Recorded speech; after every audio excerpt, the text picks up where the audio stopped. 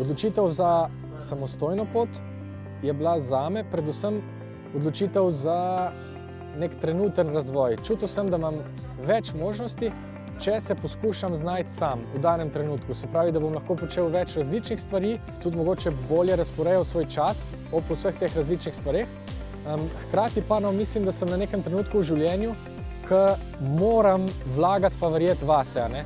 In zdelo se mi je, da lahko najboljše to naredim na samostojni poti. Zdaj šele vidim, da v resnici jaz veliko dela opravljam, rečemo, po naročilu ali pa za druge, ampak po mojem se prava samostojna pot začne, ko to delo začneš opravljati sam zase ali pa ti začneš samemu sebi podrejati to delo.